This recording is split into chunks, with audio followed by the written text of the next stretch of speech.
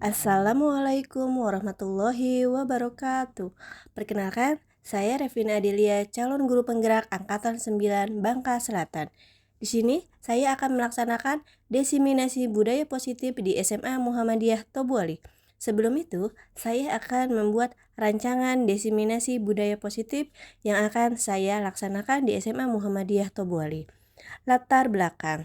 Budaya positif merupakan perwujudan dari nilai-nilai atau keyakinan universal yang diterapkan di sekolah. Budaya positif yang diterapkan di sekolah adalah salah satu perwujudan dari visi guru yang mengandung nilai-nilai kebajikan sesuai dengan tujuan pendidikan nasional yang dijabarkan dalam profil pelajar Pancasila.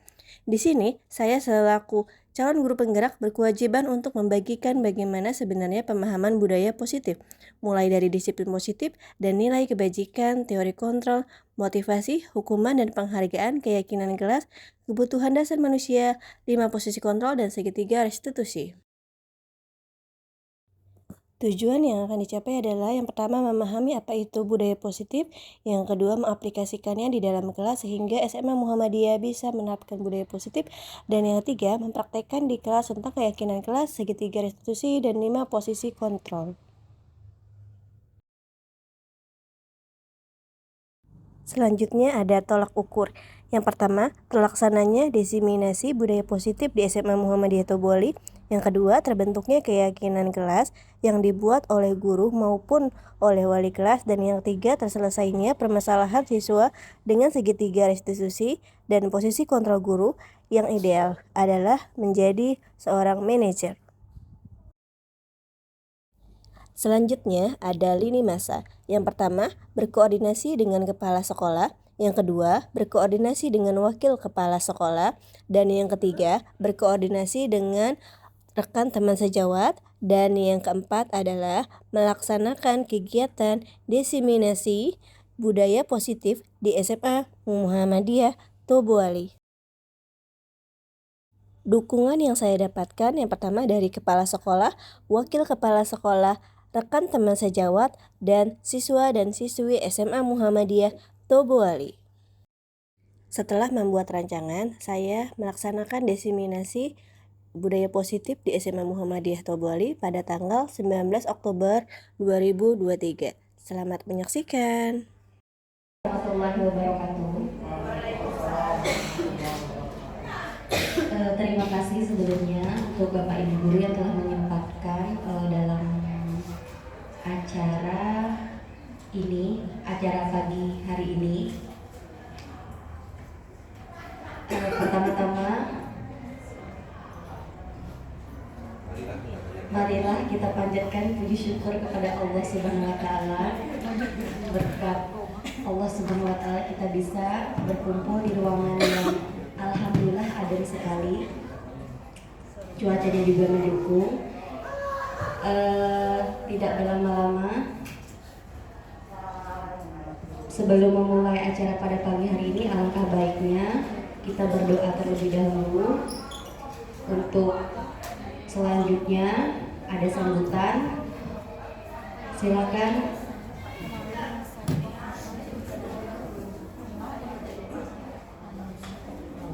Baik, untuk berdoa bisa dipandu oleh Pak Ustadz Muhammad Fadil. Silakan, dipersilakan.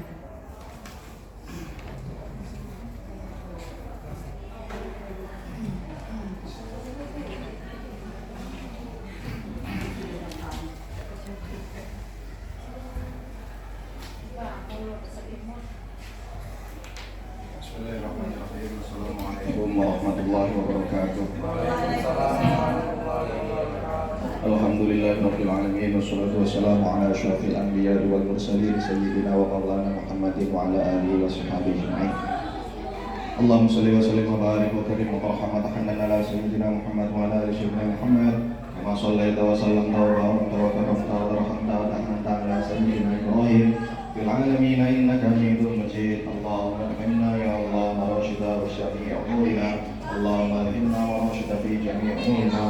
Allahumma kitana min barakatil masyayikh وافد علينا من بركات العلماء بركات الصالحين بركات الأنبياء بركات سيد الأنبياء اجمع بيننا وبينهم في الدنيا والآخرة في المنام قبل اليوم ظاهر وباطنا اللهم إنك تعلم ما نحن فيه وما نحن ونرتجيه من رحمتك يا الله في أمرنا كله فيسر لنا ما نحن فيه يسر لنا من سفرنا وما نطلب من حوائجنا وقرب علينا المسافات سلمنا من العين والآفات ولا تجعل الدنيا أكبر همنا ولا مبلغ علمنا ولا تسلط علينا من لا يرحمنا برحمتك يا أرحم الراحمين اللهم اكفنا بحلالك عن حرامك وبطاعتك عن معصيتك واغننا بفضلك عمن سواك لنا واغفر لنا وسددنا ثم بارك لنا في الامور والاحوال والشرور كلها ربنا اتنا في الدنيا حسنه وفي الاخره حسنه وقنا عذاب النار وصلى الله على سيدنا محمد النبي الامي وعلى اله وصحبه وبارك وسلم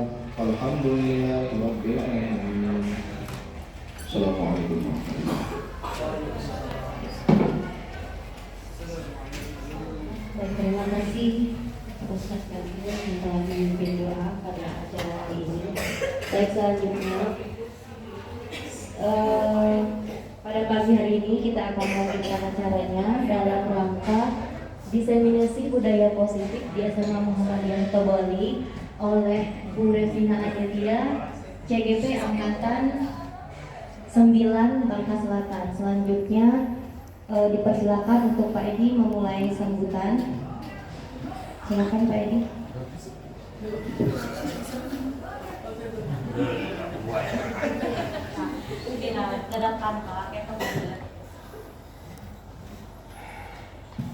Bismillahirrahmanirrahim. Assalamualaikum warahmatullahi wabarakatuh. Alhamdulillahirabbil alamin. Nahmaduhu wa nasta'inuhu wa nastaghfiruh wa na'udzu billahi min shururi anfusina wa min sayyiati a'malina. May yahdihillahu fala mudilla lahu wa may yudlilhu fala hadiya lahu. Asyhadu an la ilaha illallah wahdahu la syarika lahu wa asyhadu anna Muhammadan abduhu wa rasuluh. Yang kami hormati Ibu calon guru penggerak kita yang melaksanakan diseminasi hari ini, Bu Revina, kemudian juga kemarin rekannya Bu Desi Aridesi, Bapak Ibu guru yang kami banggakan. Alhamdulillah, marilah kita menyiapkan puji syukur kepada Yang Maha Kuasa karena berkat berkenannya doa pagi ini kita bisa berkumpul di perpustakaan kebanggaan kita ini dalam rangka mengikuti kegiatan diseminasi tadi ya. Salawat beserta salam semoga senantiasa kita curah limpahkan kepada junjungan besar kita Nabi Muhammad SAW. Mudah-mudahan kita selalu istiqomah melaksanakan segala perintah Allah ya. Kemudian sunnah-sunnah Nabi. Mudah-mudahan kita termasuk orang-orang yang mendapatkan kesempatan diperhitungkan mendapatkan syafaat di yaumil akhir nanti. Amin. Amin. Amin. Mewakili kepala sekolah ya. Kita tahu bahwa hari ini adalah hari kedua, jadi peserta kedua diseminasi oleh kawan kita calon guru penggerak.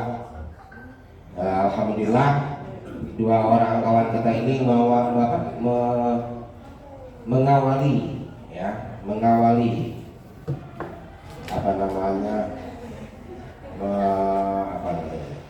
mempelopori mengikuti seleksi guru penggerak ya. Dan mudah-mudahan dalam beberapa waktu ke depan, kalau masalah kemarin banyak banget ya, ada beberapa orang ya yang berkesempatan ya mengikuti juga seleksi guru penggerak. Tadi ada yang pertanyaan Bu Evi ya, kalau TMI berkesempatan kita ikut ya, kenapa harus tuh kan? Karena ketentuan sekarang ya, guru penggerak itu ditempatkan pada posisi yang sangat-sangat luar biasa, ya, menguntungkan kalau kita lulus. Banyak kelebihan-kelebihan, ya, yang akan kita dapat kalau kita ikut guru penggerak ini. Ini kan rencana pemerintah, Bapak Ibu, ya, rencana pemerintah. Nah, jadi kepala yang pulang ke depan harus lewat guru penggerak. Mau jadi pengawas juga seperti itu. Jadi kalau kita ada ikut, ya, kalau kami Pak Ceng aku karena tidak dianggap sistem, tidak diterima sistem lagi Bu. Kami sudah di atas 50 tahun, dapat cagi. Kejadian kami maksa, gitu kan?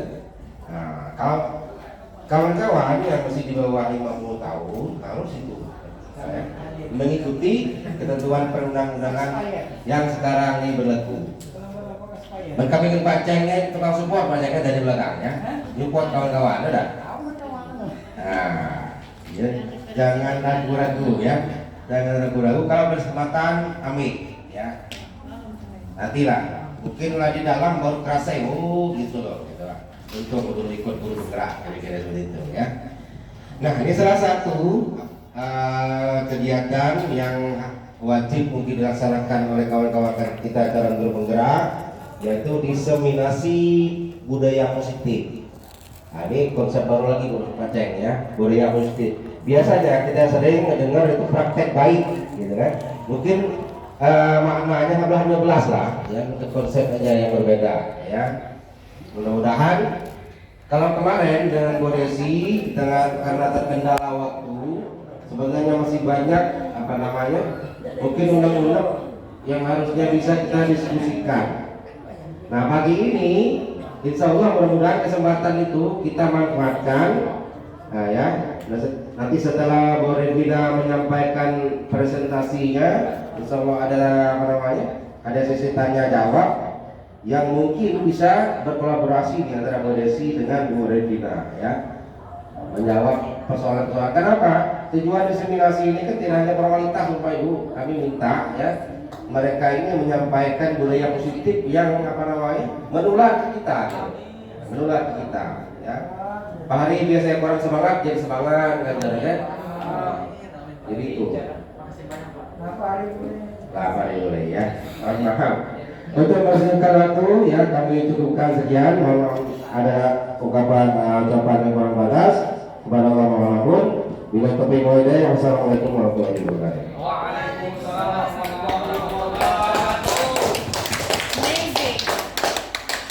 Baik Pak Edi, terima kasih atas sambutan yang sangat luar biasa motivasi pada pagi hari ini ya.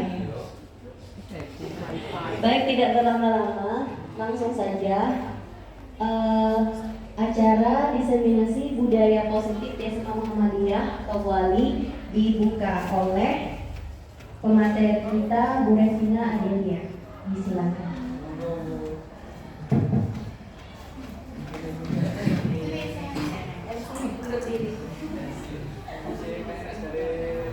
Besar pelakunya. Bismillahirrahmanirrahim. Assalamualaikum warahmatullahi wabarakatuh. Waalaikumsalam warahmatullahi wabarakatuh. Yang terhormat kepada Pak Edi Susanto sewaktu yang mewakili Pak Supiandi, pada Ibu Desi wakil kepala sekolah, dan kepada teman-teman rekan sejawat, guru-guru hebat, guru-guru yang saya sayangi dan saya cintai. Terima kasih atas kesempatan pada pagi hari ini. Terima kasih sudah mau bergabung, berkolaborasi dalam kegiatan diseminasi budaya positif di SMA Muhammadiyah Tobwali. Next. Ini adalah materi yang akan dibahas pada pagi hari ini. Ada disiplin positif dan nilai-nilai kebajikan, teori motivasi, hukuman dan penghargaan, keyakinan kelas, kebutuhan dasar manusia, 5 posisi kontrol, dan segitiga restitusi. Sebelum ini, ada yang bisa bantu saya ke depan? 2 orang. Oke, nggak usah ditunjuk, yang bersedia mau ke depan dulu. Oke, Mr. Subandri oleh Berarti sama cowok lagi ya?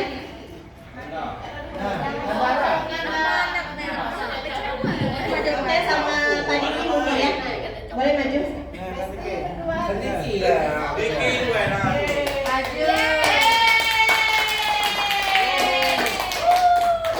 Oke, dari Bu Kuben.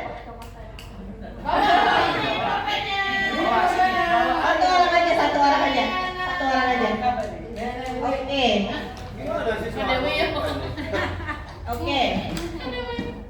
Pak Diki Ananda, silakan. Pak Diki pasti punya sesuatu yang berharga dalam hidupnya kan? Oke, silakan Bapak tulis di dalam kertas ini satu hal yang berharga untuk Bapak. Jangan bilang keluarga. Jadi tulis dulu baru dilihat. Sebuah pemikiran.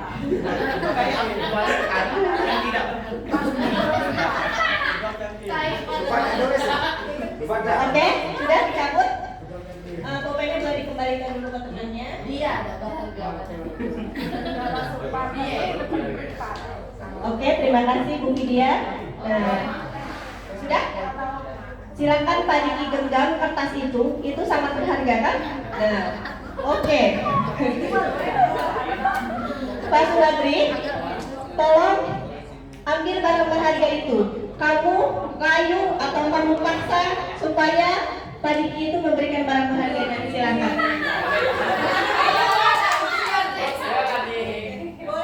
Dik, jadi nggak minjem bentar.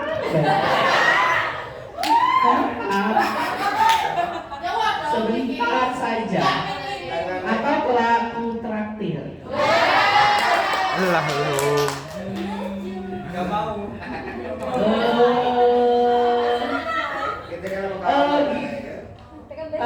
Kalau ditukarkan duit Berapa duit?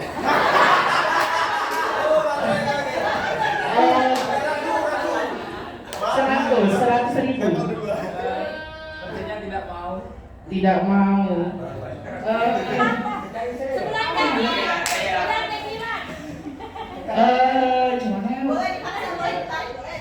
Boleh ditarik?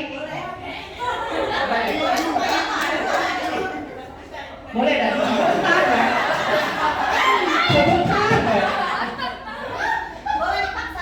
Oh, dipaksa. Ayo, dipaksa. Iya lagi. Iya lah. Iya lagi. Iya.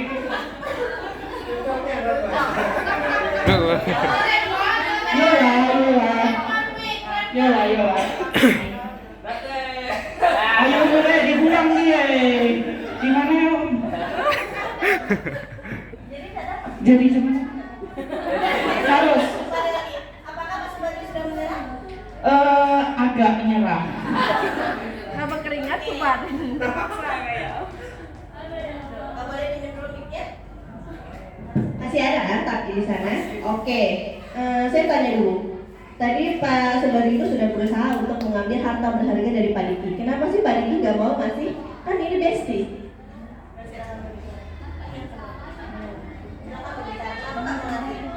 Karena berharga ini lebih berharga daripada Besti. Oke, boleh dibuka di sofa. Kertas. Ini tulisannya. Misalnya adalah keluarga. Jadi keluarga lebih utama daripada teman. Benar. Siapa yang mau jadi keluarga Diki?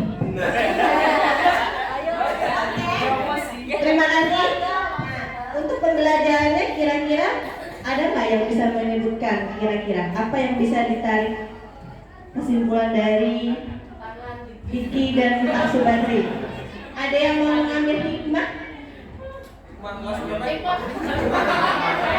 Oke, Pak Rangga, silakan Pak Rangga.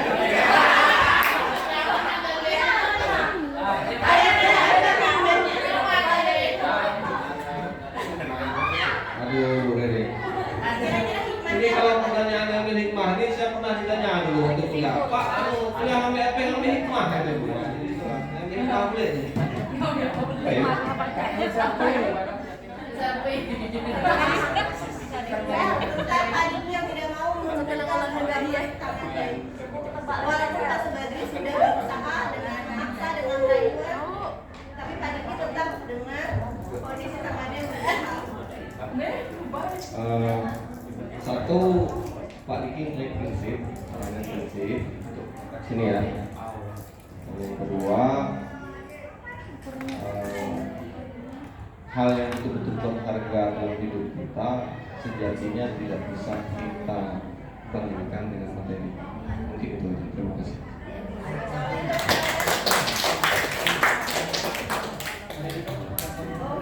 Oke, terima kasih kepada peserta hebat. Saya punya sedikit hadiah.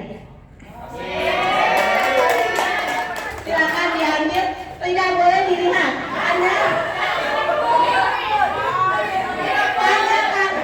Tangan yang boleh masuk, hanya tangan yang terima kasih, silakan dipercaya.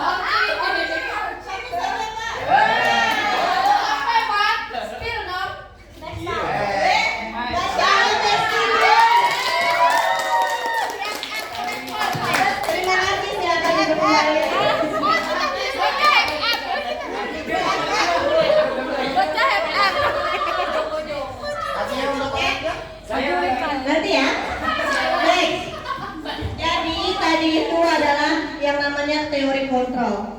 Kita tidak bisa memaksa Pak Diki menjadi seperti apa yang kita inginkan, karena Pak Diki pasti punya prinsipnya, punya cita-citanya. Kita tidak bisa memaksa Pak Diki kamu harus menjadi seorang dokter. Bisa nggak? Nah, seperti itu. Jadi itu adalah teori kontrol. Pada dasarnya yang bisa mengontrol seseorang adalah seorang itu sendiri. Seseorang bisa melakukan sesuatu atau tidak tergantung pada diri seseorang sesuai dengan motivasi, pemenuhan kebutuhan dasar, dan setiap kebutuhan dasar seseorang itu berbeda, seperti itu. Next. Nah, di sini ada namanya disiplin positif. Disiplin positif adalah pendekatan untuk menuntun agar anak berdaya mengontrol diri dan bagaimana menguasai diri untuk memilih tindakan yang mengacu pada nilai-nilai kebajikan. Disiplin positif merupakan komponen utama dalam mewujudkan budaya positif. Lanjut. Nah, nilai-nilai kebajikan universal. Nilai-nilai kebajikan adalah sifat-sifat positif manusia yang merupakan tujuan mulia yang ingin dicapai setiap individu. Nilai-nilai tersebut bersifat universal dan lintas bahasa, suku bangsa, agama, maupun latar belakang.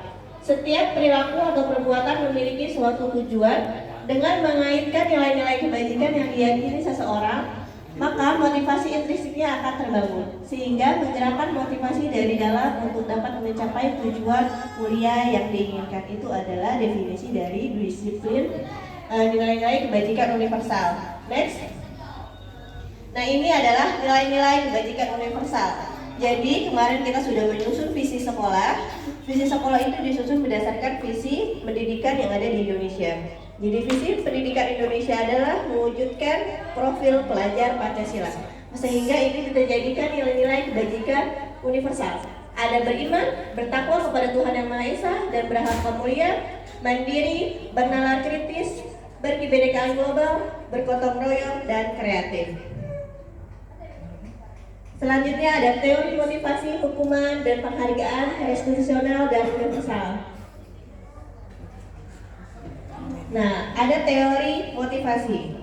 Teori motivasi itu ada 3. Yang pertama, motivasi eksternal itu adalah untuk menghindari ketidaknyamanan atau hukuman apa yang akan terjadi apabila saya tidak melakukannya. Setelah itu, maksudnya yang atas itu eksternal, yang lanjutnya eksternal juga untuk mendapatkan imbalan dari orang lain. Jadi ada seseorang itu melakukan sesuatu agar mendapatkan money atau duit, ya, untuk mendapatkan imbalan. Kalau misalkan motivasi dari dalam diri itu adalah untuk menghargai dirinya sendiri. Saya akan menjadi orang yang seperti apa bila saya melakukannya. Jadi siswa itu biasanya untuk mendapatkan nilai bagus itu berarti masuk motivasi apa? Kalau siswa berusaha untuk mendapatkan nilai yang terbaik itu kira-kira untuk apa ya? Ada yang mau berkomentar? Jadi ada seorang siswa dia ingin mendapatkan nilai yang bagus agar raportnya bagus dan dia akan diberikan hadiah oleh orang tuanya. Kira-kira motivasi dia apa? Eksternal. Tapi kalau misalkan dia mendapatkan nilai bagus untuk mendapatkan perguruan tinggi negeri, itu internal. Terlihat perbedaannya? Oke, next. Nah, di sini ada hukuman dan penghargaan. Selama ini kita masih sering menghukum daripada memberikan penghargaan. Hukuman dan penghargaan itu adalah sama sebenarnya ya Bapak Ibu. Hanya hukuman itu lebih ke arah cara mengontrol perilaku murid pada hal negatif. Sedangkan kalau penghargaan itu kondisi murid dalam keadaan positif. Jadi sebenarnya kita pun harus selalu memberikan penghargaan kepada siswa. Fokus kita itu ya, jangan hanya terfokus kepada siswa-siswa yang membuat hal negatif seperti itu. Hukuman mengontrol perilaku seseorang dengan sifat memaksa, menyakitkan dan menciptakan identitas gagal. Sedangkan penghargaan merupakan bentuk pengendalian perilaku seseorang dengan suatu benda atau peristiwa yang diinginkan. Next. Nah, sudah bawa pulpen tadi? Nah, di sini ada soal. Kira-kira menurut Bapak Ibu ini hukuman atau konsekuensi? Jadi nanti silahkan diisi, setiap orang nanti saya kasih kertas, nanti mencatat 100 kali di dalam buku kalimat saya tidak akan terlambat lagi karena terlambat ke sekolah itu merupakan hukuman atau konsekuensi. Silahkan diisi nanti nomor 1 misalkan H, nomor 2 K dan selanjutnya. Konsekuensi.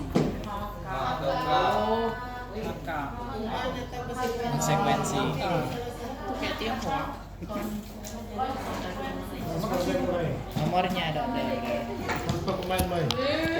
Dia mampir.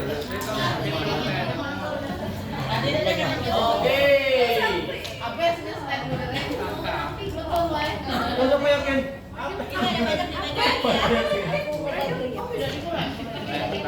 Ulang yakin banyak di HP boleh.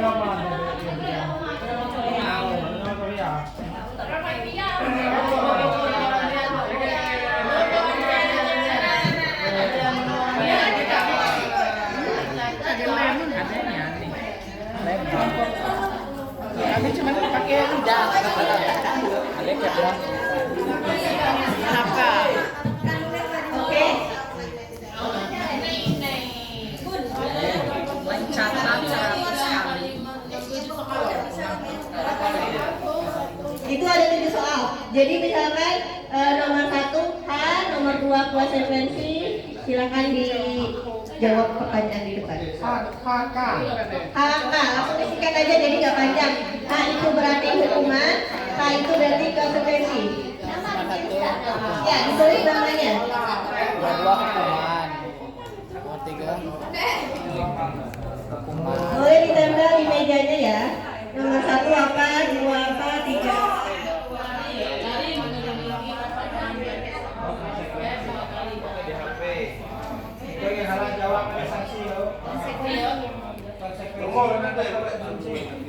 Nomor 4 ada soal Pak. Apa ya? Nah berarti itu motivasi apa Pak kalau mendapatkan hadiah? Ya, betul sekali, hebat. Ya. Siap.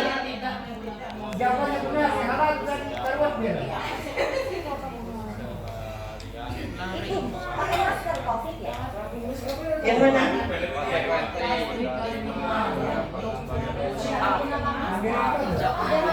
Iya. 3 hukuman, 4 hukuman, 3 konsekuensi. Ini soalnya disesuaikan, oke? Ada yang sudah selesai? Oke, sudah selesai? Pulpen membersihkan tumpahan air di meja karena tersenggol. Ada yang mau menjelaskan jawabannya? Apa ya, murid apa tuh disuruh untuk tidak Nomor terakhir itu lari mengelilingi lapangan basket 2 kali karena terlambat 10 menit untuk pelajaran PJOK.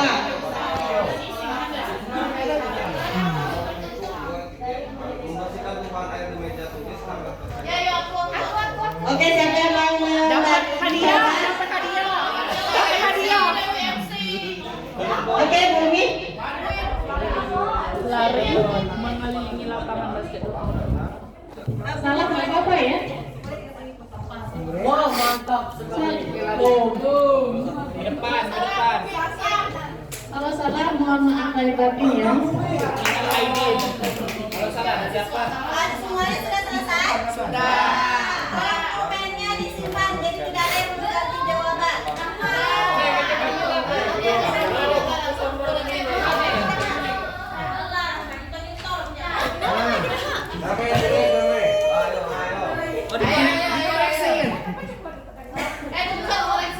Dikoreksi. Dari langsung satu apa gitu ya? Oke. Nomor satu K, nomor 2 K, nomor 3 K, nomor 4 H, nomor 5 K, 6 K, 7 K.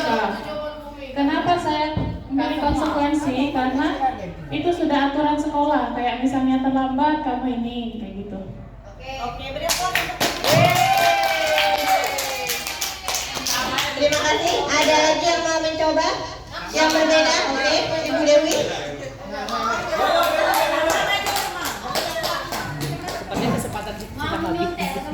Nomor 1 itu H, nomor 2 itu K, 3K, 4K, 5K, 6H, 7H.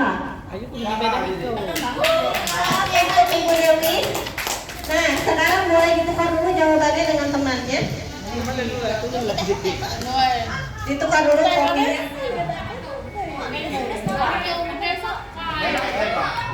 Oke, ya.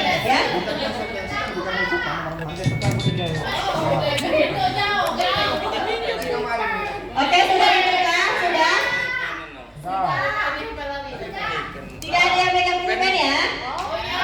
Oh, sudah ditukar ya untuk periksa jawaban. Ya, untuk periksa jawaban. Oke, operator next. Nah, kita lihat.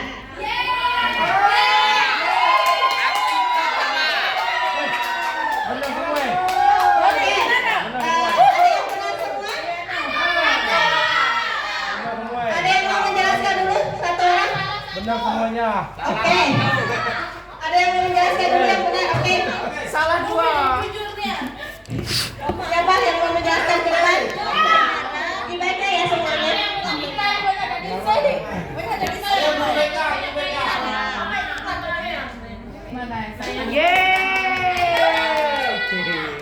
Benar semua. Mencatat 100 kali di dalam kalimat, saya tidak akan terlambat lagi karena terlambat ke sekolah. Itu hukuman atau konsekuensi, yaitu hukuman. Terus lari mengelilingi lapangan basket 2 kali karena terlambat hadir di sekolah, hukuman. Murid diminta untuk push up 15 kali karena tidak menggunakan masker ke sekolah, hukuman.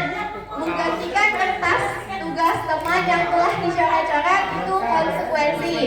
Membersihkan tumpahan air di meja, murid karena tersenggol pada saat belajar, konsekuensi. Murid disuruh untuk tidak mengenakan sepatu seharian di sekolah karena tidak mengenakan sepatu hitam, yaitu itu hukuman.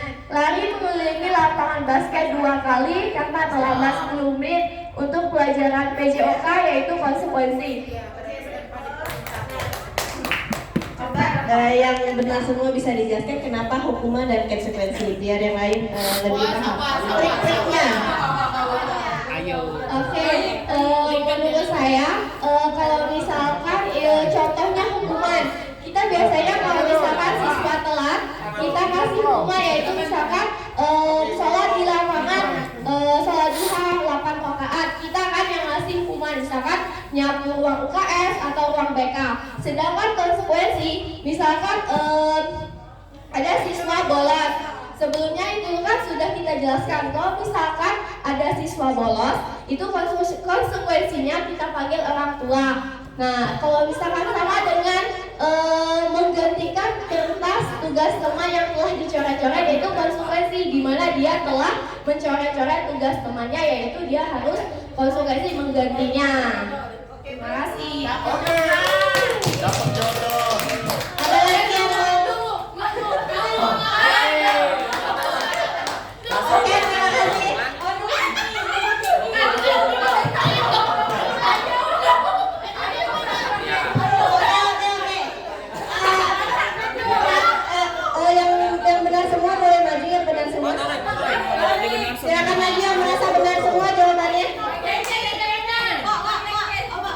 Benar semua jawabannya.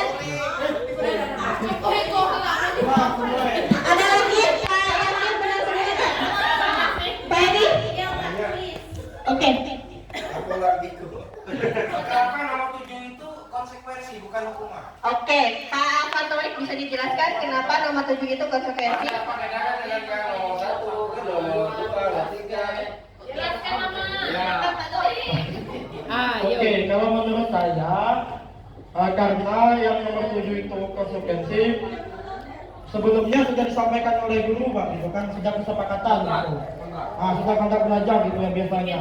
Nah, jadi lebih kepada konsekuensi jika misalkan tidak datang tepat waktu berarti nanti akan mendapatkan konsekuensinya tadi dari lapangan basket gitu. Memang beda tipis sih. Nah, itu cuman itu Bu yang saya pahami. Kalau hukuman ini menurut saya tidak menggantikan ya.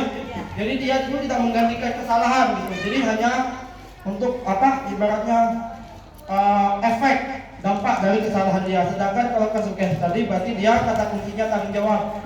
Jadi dia menggantikan kesalahan dia tadi gitu. Itu lebih. Oke, ada hadiah sedikit. Ayo Rahma.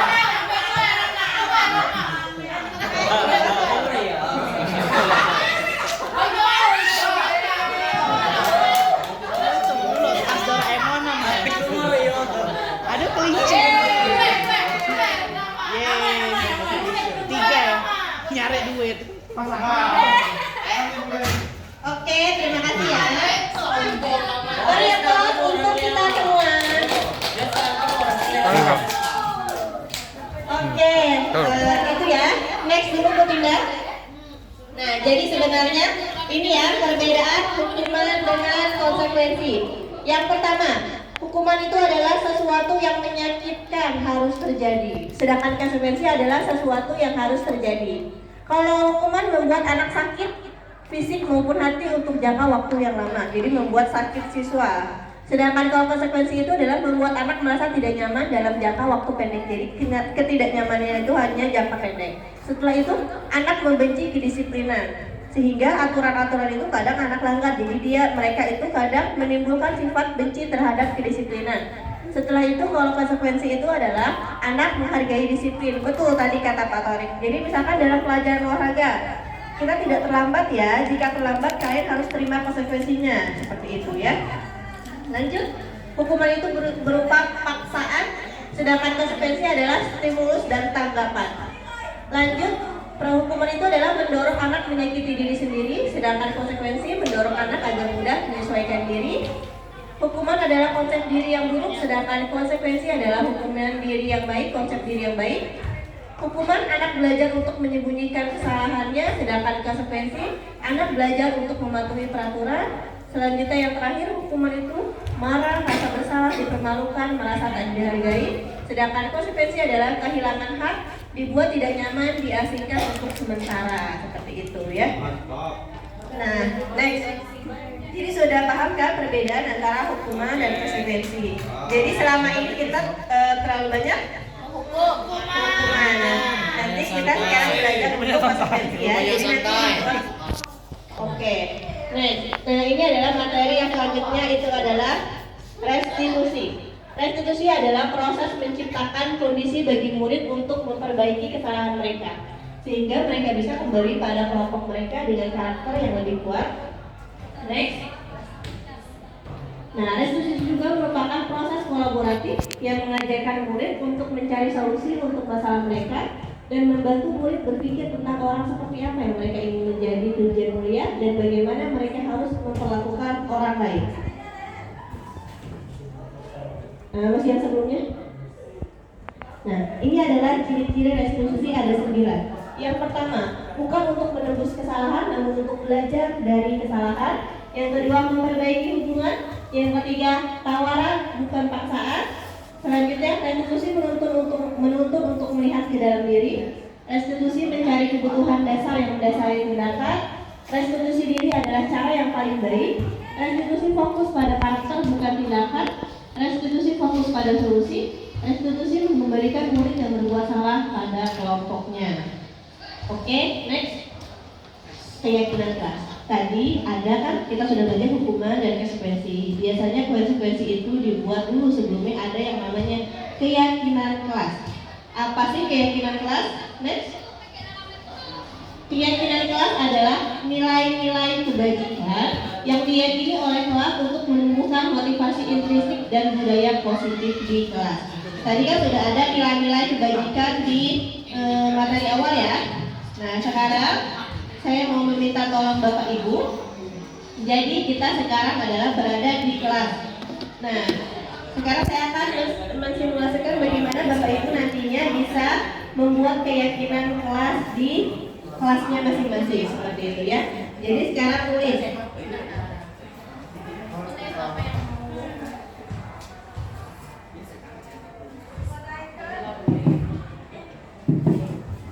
Assalamualaikum warahmatullahi wabarakatuh. Selamat pagi anak-anak. Nah hari ini kita akan membuat keyakinan kelas bersama-sama ya. Jadi kira-kira apa yang akan kalian yakini di dalam kelas yang menjadi nilai-nilai kebajikan yang akan kita laksanakan selama kita berada di kelas 10 ini ya.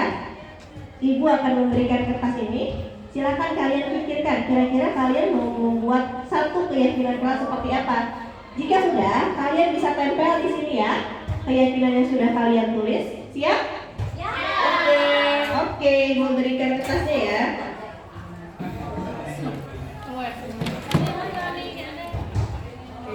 Bawa aja mau gue sewu.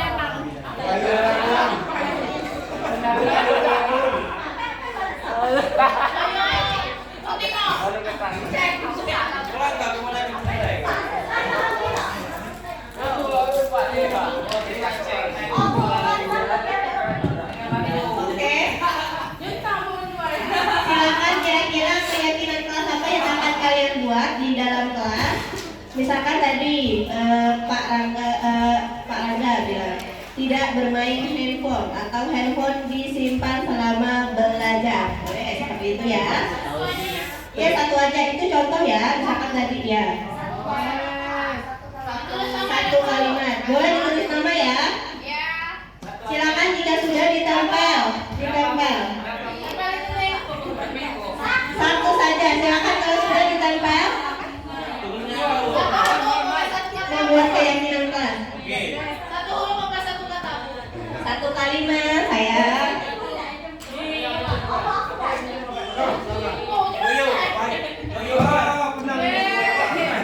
Nah, ini kan kondisinya sangat aktif, berarti tidak ribut atau kondisi harus efektif dalam pembelajaran. Boleh ya? Duduk sesuai tempat duduk masing-masing. Nah itu contohnya misalkan ya. Ya satu saja jika sudah boleh ditempel. Boleh ditempel. Oke ketua kelas tolong dikumpulkan. Ditempel.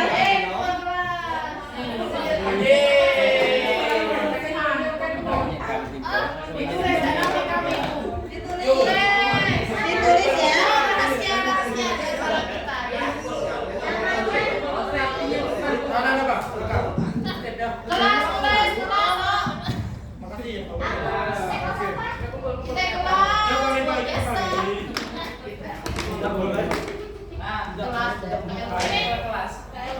Oke, waktunya 2 menit lagi ya untuk menuliskan. Tempelnya di sini, di kertas. Di kertas. Adik-adik, salah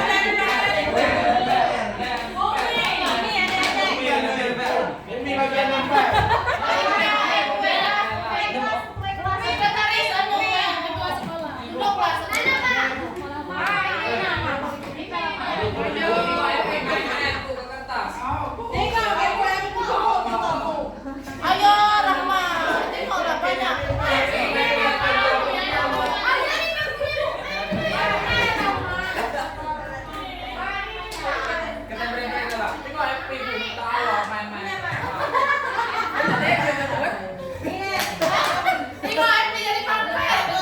Oke, ketua kelompok sebelah ya. Silakan ditempelkan.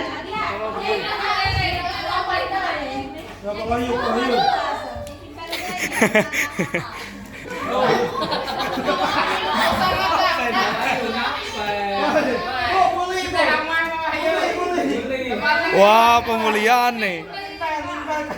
Wah.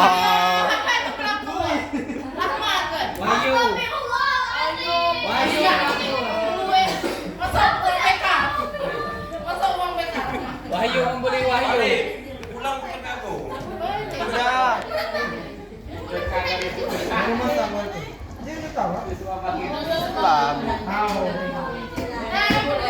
Dan memang awas kakak.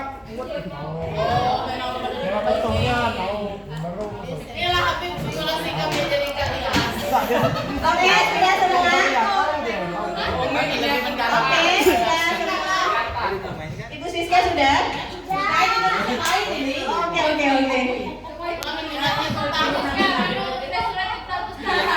Oke. Ulang ambil banyak. Bisa langsung kembali. Oke, silakan Pak Yakin untuk membacakan keyakinan kelas yang sudah dibuat teman-teman. Nanti kita sortir ya. Oke, silakan Pak Yakin dibacakan semuanya. Keyakinan. Membacakan. Aku nggak tahu macam.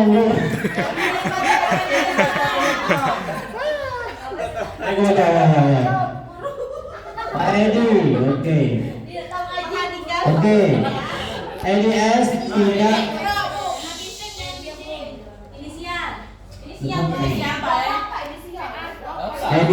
EDS tidak tidur ketika belajar. Tidak tidur ketika belajar. Keyakinan kelas, jangan ada PR. Keyakinan kelas, Jangan belajar. tidak boleh makan permen lollipop di kelas. Itu benar. UN, ada kan?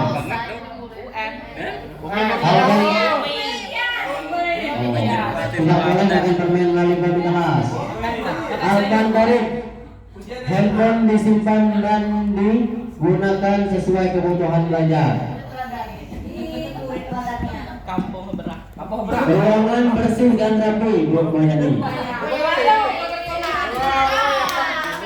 Berpakaian rapi dan sesuai aturan, Burahayu.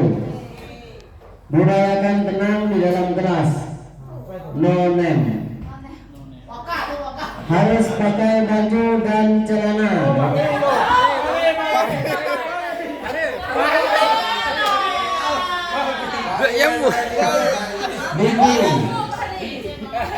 Bigi, izin keluar hanya boleh 1 kali sebelum jam pelajaran dimulai.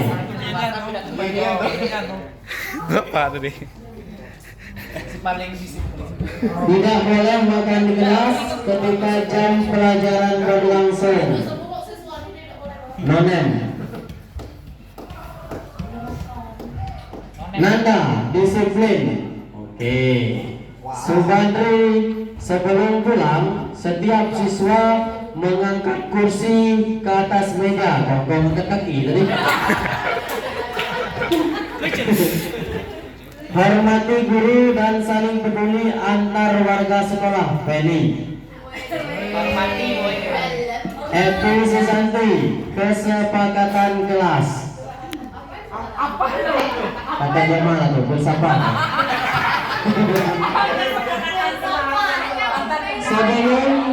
Sebelum memulai pembelajaran di kelas, diharuskan senyum, membaca Al-Fatihah, doa, belajar terlebih dahulu. Rahma cantik. Nama Selvia Meta Air Dibuta. Selama di dalam kelas tidak mengenakan sendal. Terus ingin kelas kompak dalam hal apapun pembelajaran dan lain-lain. Nama Dewi. Terus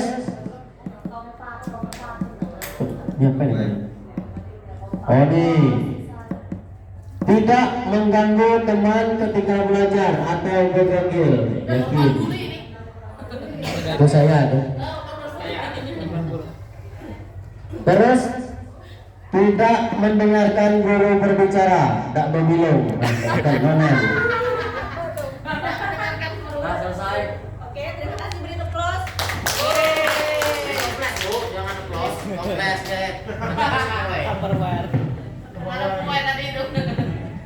Oke, ini sudah, terima kasih atas keyakinan kelas yang sudah kalian buat.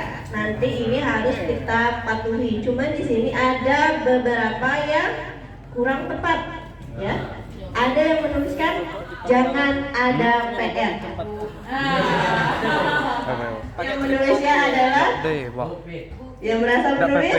Iya. Coba bisa jelaskan kenapa keyakinan itu jangan ada PR? Diajarin dari Pak Fahri.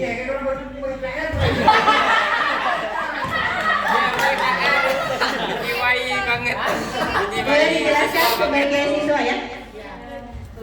Karena Bu ya kita tuh pulang sudah jam 4 sore, waktu di rumah Gak apa-apa, tuh ibu yang nyuruh. pulang tuh harus ngeles, harus ngaji, harus nyuci, harus nyapu dan siswaan ya. Belum di rumah kami apa, lalu main HP, jadi empat ngegawe Bu. Oke, ada yang mau memberikan tanggapan tentang kesepakatan kelas yang dibuat temannya, katanya tidak ada PR. Ada yang mau memberikan? Setuju, Bu. Menurut normal setuju. Orang ada terlalu komen tadi. Oke, jadi begini ya. PR itu adalah pekerjaan rumah. Jadi kita di sekolah itu kan ada tujuan pembelajaran yang harus dicapai. Jadi kalian itu kalau misalkan ada pekerjaan rumah itu tidak dijadikan beban, itu dijadikan motivasi kalian untuk menjadi pribadi yang lebih baik lagi, untuk melatih pembelajaran kalian di rumah. Jadi tidak ada PR itu bukan menjadi alasan seperti itu. Jadi PR itu harus jadi diganti ya, mengerjakan PR tepat waktu di rumah. Ya, jadi nanti kata yang ini diganti ya, bukan jangan ada PR tapi PR dikerjakan dengan hati yang riang di rumah.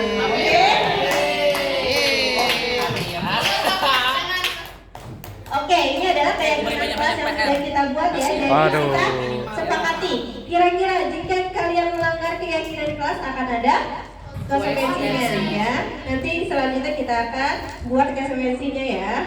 Oke, ini untuk hari ini cukup sekian membahas keyakinan kelas. Terima kasih. Ayo pulang. Oke. Keyakinan kelas tadi yang sudah dibuat, ini ada yang namanya harus dibuat dalam bentuk kalimat atau kebajikan universal ya. Di sini ada kata selalu kembalikan buku ke tempatnya. Kira-kira kebajikannya apa, nilai kebajikannya? Ada yang bisa jawab? Kerapihan kata Pak Ustadz. Ada lagi? Kata positifnya apa? Tanggung jawab. Nah, oke. Yang selanjutnya dilarang mengganggu orang lain. Kira-kira apa kebajikannya? Nilai kebajikannya? Saling menghargai. Kalau hadir di sekolah 15 menit sebelum pembelajaran dimulai, disiplin. Selanjutnya dilarang melakukan kekerasan. Dilarang melakukan kekerasan. Kira-kira nilai kebajikannya apa? Saling menghargai. Oke. Dilarang menggunakan narkoba. Sayangi diri sendiri. Masya Allah, berprestasi.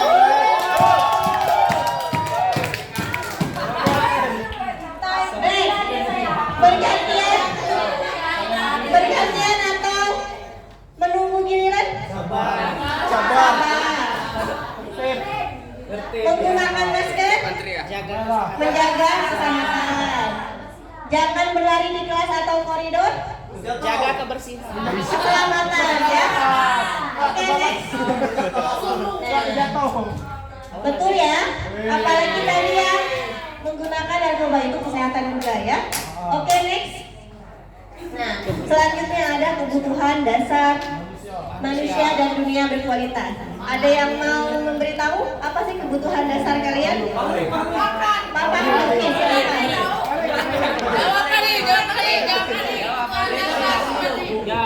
Oke, tunggu ya, sebentar. Ibu kasih kata kuncinya aja dulu ya.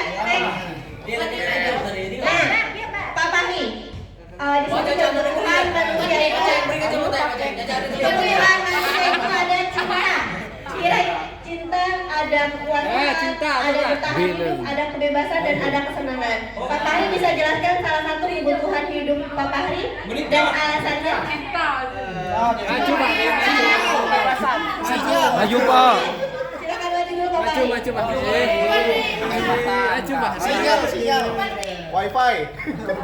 Oke, tadi Bapak bilang salah satu kebutuhan dasar yang ingin Pak Fahri jelaskan adalah tentang freedom atau kebebasan. Bisa dijelaskan kenapa Pak Fahri butuh kebebasan? Ayo. Jangan musik. Izin menjawab Bu Rere. Yang pertama saya memilih kebebasan. Kenapa? Karena manusia sejatinya membutuhkan hak-haknya untuk dieksplor, untuk diluapkan, untuk dinikmati. Jadi kita membutuhkan kebebasan itu untuk menikmati hidup kita.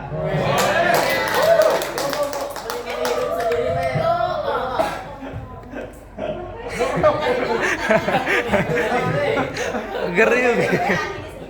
Untuk saya sendiri. Geri.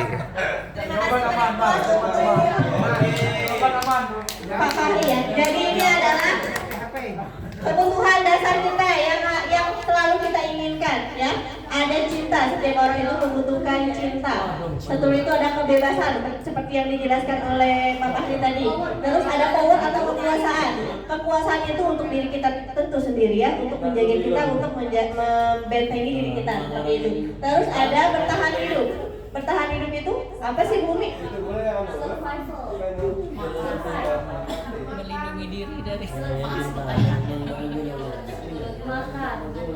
Ya. Bertahan hidupnya dengan makan. Dan ada kesenangan. Kita hidup ingin happy kan? Walaupun kadang hidup itu ada happy, ada sedih. Seperti itu. Itu adalah hidup. Oke, next. Posisi kontrol. Sebelum ke posisi kontrol, saya minta semuanya berdiri dulu.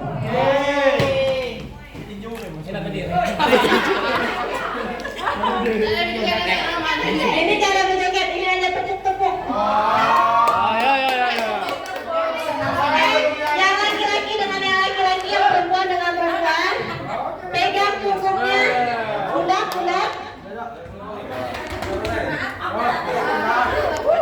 Oke.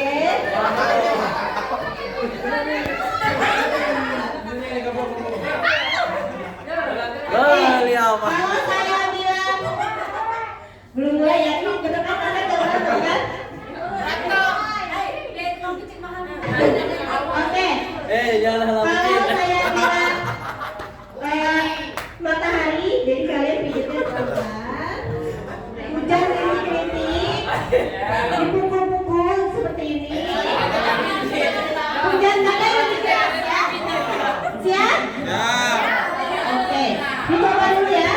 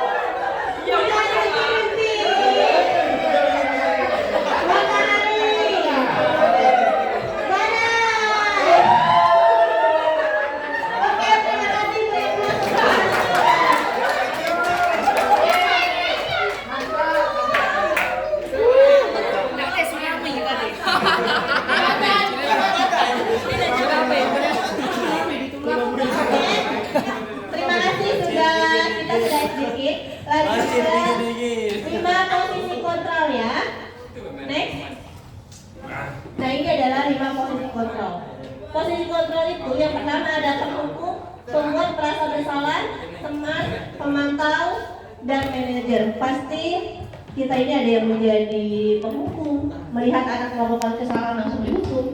Ada yang menjadikan teman, kenapa kamu seperti itu, kayak gitu ya. Jadi menjadi teman aja. Nah, di sini adalah perbedaan antara teman, penghukum, setelah itu ada pemantau dan ada manajer. Kita lihat perbedaannya. Yang pertama nih. Yang pertama penghukum. Contohnya, perkataannya seperti ini. Kalau kamu tidak melakukannya, awas ya. Begitu. Ibu hukum kamu push up. Seperti itu. Itu adalah penghukum. Ya enggak itu loh, maaf nak. Oke, lanjut. Pembuat kesalahan. Kamu harusnya udah tahu ibu tuh capek banget. Kenapa sih kamu gak ngertiin ibu? Pick me itu, pick me. Pick me itu. Oke, kalau teman, ayolah ikut lomba demi ibu. Nanti ibu dimarahin Pak Diki nih, kayak gitu. Itu berarti sebagai teman. Terus kalau pemantau itu apa peraturannya seperti itu. Terus kalau misalkan manajer, apa yang kita yakini, apa yang bisa kerjakan untuk memperbaiki masalah ini, ya. Next. Segitiga restitusi.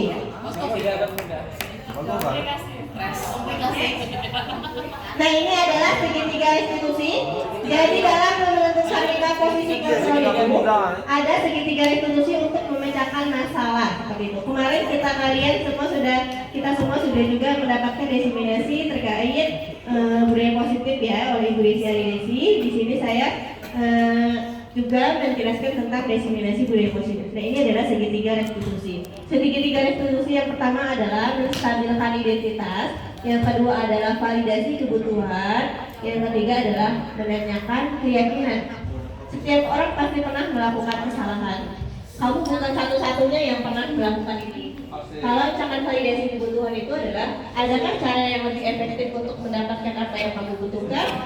Dan yang terakhir ada menanyakan keyakinan, nilai apa yang telah kita sepakati, ya. Next, Bu Dinda. Nah, di sini ada yang mau ke depan kita demonstrasikan bagaimana kegiatan restitusi ini. Ada yang mau? Nanti saya sebagai siswanya, jadi yang ke depan sebagai muridnya.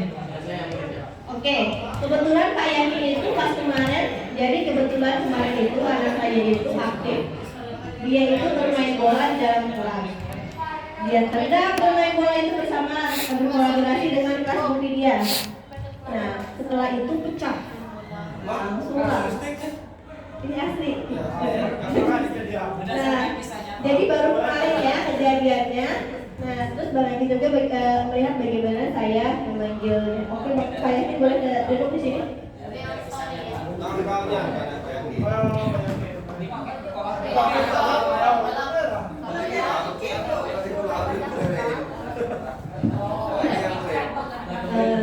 Oke, jadi ini ceritanya saya sedang melakukan kegiatan segitiga restitusi bersama siswa ya.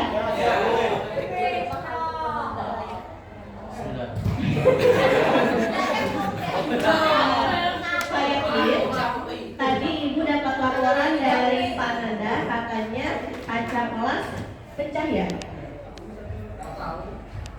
Aku udah Bu. Bukan dia tuh itu kawan kelas sebelah tuh. Kan dia aku udah Bu. Tapi tadi teman-teman di kelas bilang kamu yang bermain bola. Nah, coba Pak Yakin itu menjelaskan ke Ibu yang sejujurnya yang terjadi tadi saat hujan itu apa? Aku yang adanya aku main di kelas. Tapi bukan dia sendiri Bu, banyak kan aku. Banyak ada orang 5 ya tadi. Baru nangkep. Nah, berarti Pak Yakin tadi main di kelas ya? Kenapa sih kok main bolanya di kelas? Kamu itu tadinya lah main bola futsal, tapi dia tidur Pak Dery tadi. Pak Dery kata Pak Dery dari ketemu saudara kau sama main. Jadi kami main di kelas biar ada ketinggalan Bu tadi. Pak Dery itu kan memang memberi nasihat. Nah, tapi kan kondisi di luar kan hujan juga seperti itu. Nah, berarti kan harusnya kamu patuh sama Pak Dery ya. Kenapa kamu jadi main di lapangan seperti itu? Oh iya, main di kelas. Nah, jadi ini namanya menstabilkan masalah identitas. Jadi sampai siswa ini mengetahui apa kesalahannya seperti itu. Dan biasanya itu tidak secara umum ya, kita panggil dulu siswanya. Jadi jangan langsung di kelas, "Tangan, kamu ini mecahin kaca." Kayak gitu, nggak boleh, langsung dipanggil dulu ya. Oke, next. Nggak jadi Bu ya.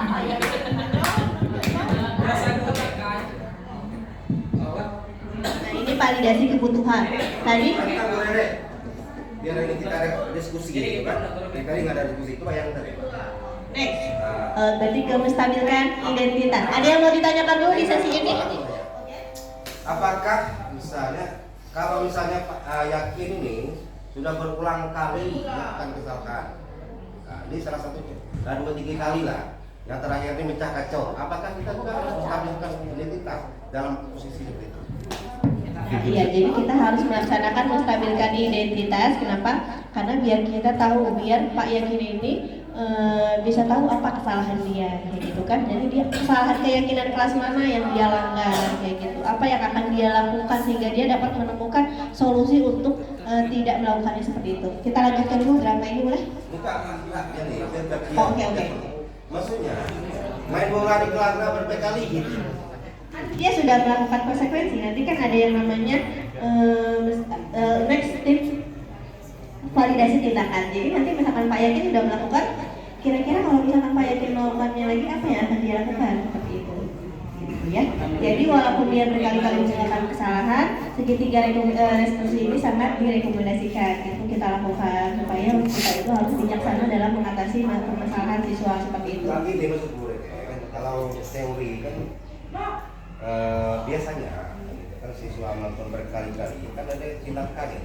Berbeda tindakannya kalau misalnya guru awalnya melakukan kesalahan, dah 2 kali ini, 3 kali ini, misalnya kan biasanya kan tindakan kita kalau sudah berulang kali dan sudah ada sebelumnya sudah ada Iya, kan nanti juga ditulis di buku tindakannya juga. Jadi nanti ada poin apa yang dia langgar seperti itu. Apakah dia ada poin besar yang harus dia langgar?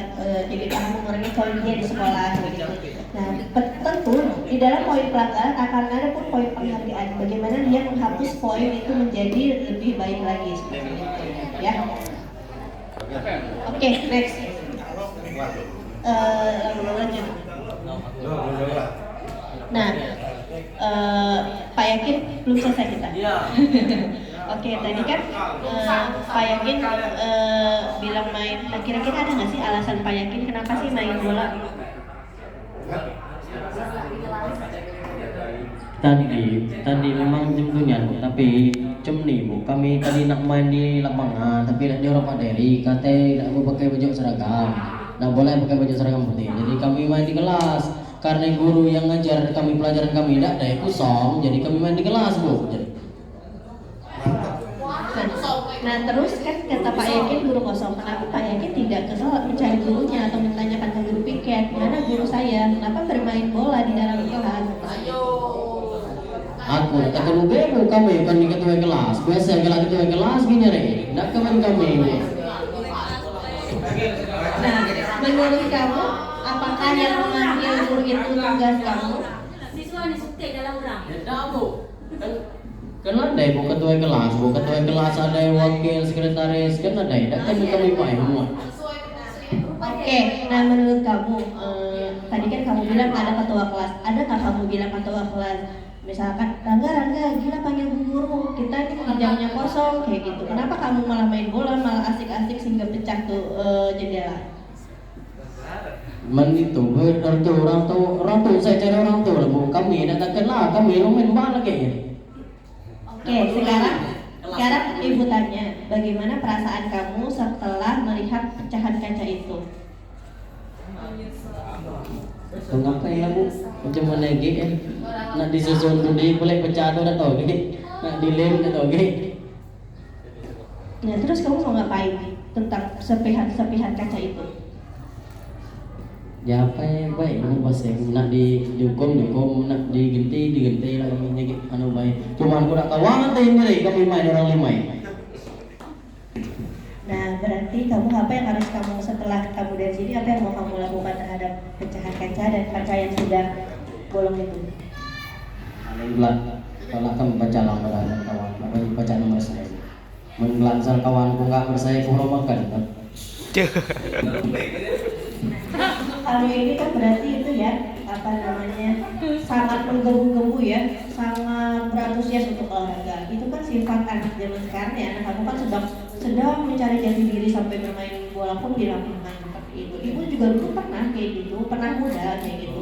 Cuman ibu waktu dulu itu kalau misalkan ibu buat kesalahan ya ibu minta maaf kayak gitu. Nah itu kan berarti ibu harus bertanggung jawab pada saat itu saat ibu melakukan kesalahan. Nah kira-kira kita kan udah bikin kesepakatan kelas. Kira-kira apa yang kamu langgar di dalam kesepakatan kelas kita?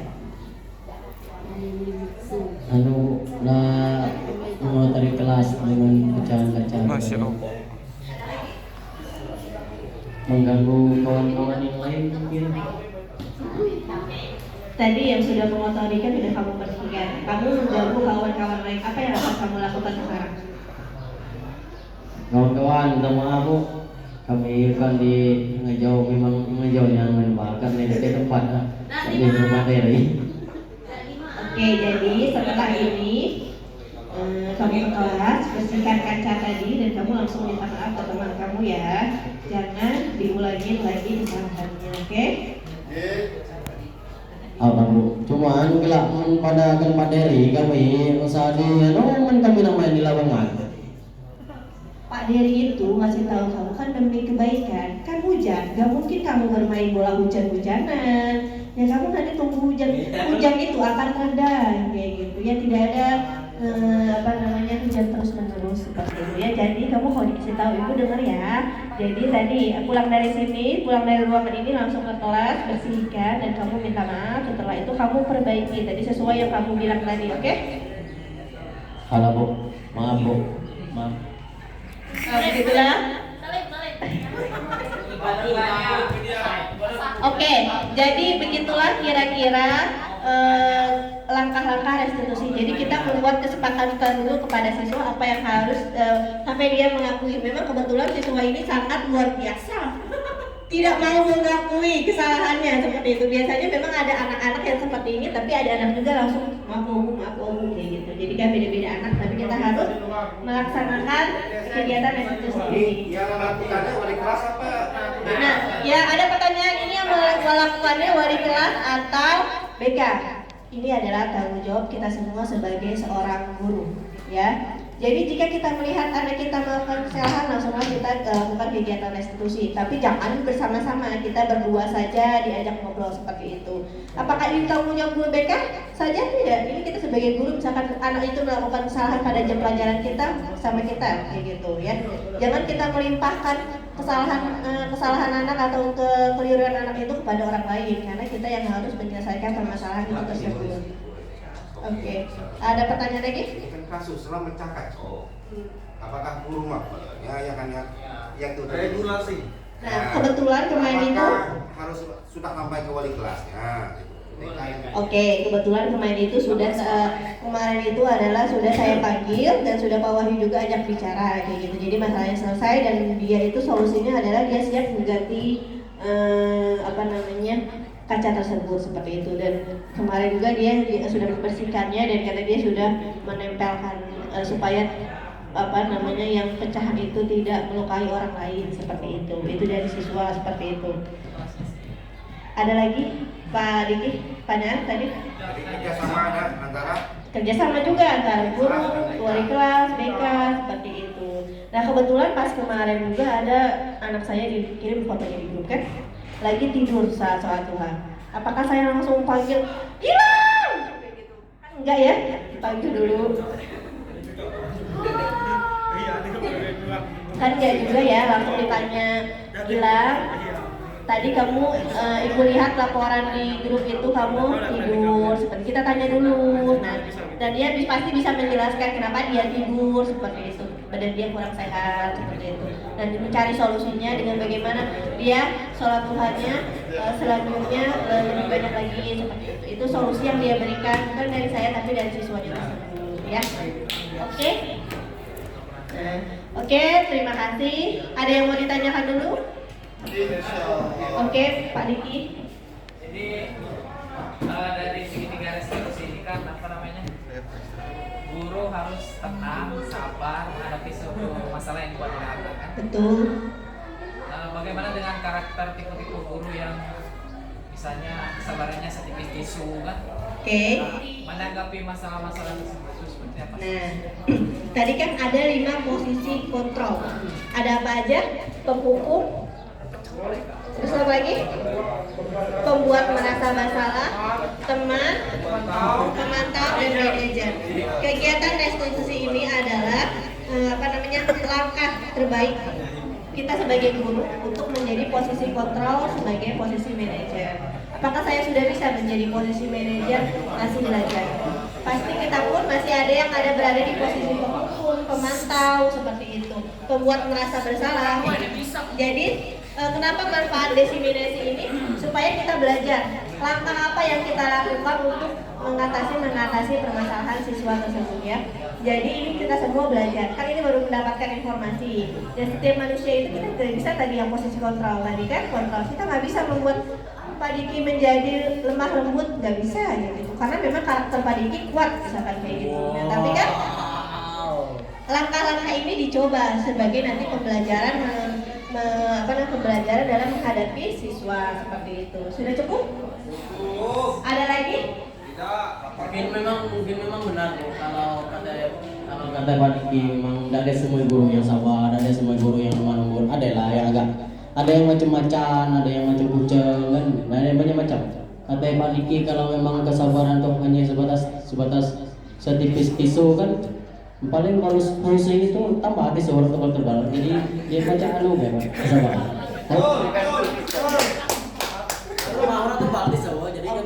Jadi dalam kegiatan restitusi ini juga bisa kita melibatkan pihak lain atau guru lain ya. Misalkan kita mencari kira-kira siapa yang bisa membantu seperti itu ya. Jadi kita di sini sama-sama belajar untuk perkembangan siswa didik kita menjadi anak yang berbudaya positif seperti itu. Bapak Ibu terima kasih atas waktunya. Mohon maaf apabila ada kesalahan. Dari saya cukup sekian. Assalamualaikum warahmatullahi wabarakatuh. Oh ya, sebelum itu saya mau tanya, apa yang Bapak Ibu dapatkan dari pembelajaran ini? Boleh satu atau dua orang yang mau menjelaskan perasaannya tentang belajar hari ini? Ada yang mau menjelaskan? Mantap. Ayo angkat tangannya dulu. Oke, Pak Nanda. Keluar terus Nanda. Ada lagi? Kira-kira yang mau mengungkapkan isi hati atau perasaannya selama belajar di sini? Ada? Bu Pidia? Oke. Perasaan saya. Assalamualaikum warahmatullahi wabarakatuh. Ya, jadi pembelajaran yang saya dapatkan, saya ya, yang lain nggak tahu. Kali ini, today, pertama kesabaran harus tebal, jangan setipis tisu, tisunya tambah ya Pak Yakin. Kemudian tidak ada lagi hukuman, adanya konsekuensi dengan awal masuk kelas itu kita harus bikin keyakinan dulu, jangan tiba-tiba ada konsekuensi, padahal belum bikin keyakinan kelasnya ya. Ya itulah.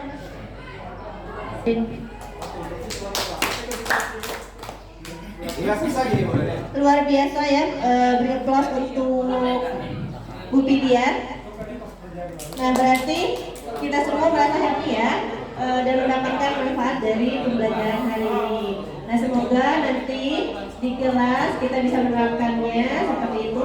Dan kepada Bapak Ibu hebat, silakan ikuti guru penggerak angkatan 9. Insya Allah banyak manfaatnya untuk diri kita tentunya. Terima kasih. Assalamualaikum warahmatullahi wabarakatuh.